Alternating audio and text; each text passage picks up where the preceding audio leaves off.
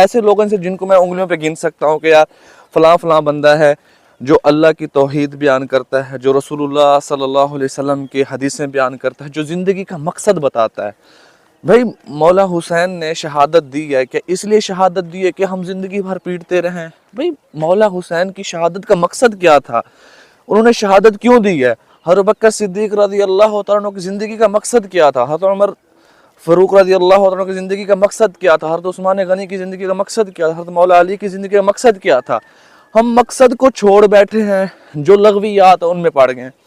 आजकल जो लगवियात देखें, हर हर न हर दिन हमने दीन को अय्याम के साथ मुक़य्यद कर दिया। मसलन कैसे, आज भाई हज़रत बकर सिद्दीक़ की वलादत का दिन है, आज जलसा होगा, रैली निकलेगी, आज हैप्पी बर्थडे मनाया जाएगा, हैप्पी बर्थडे अबू बकर सिद्दीक़।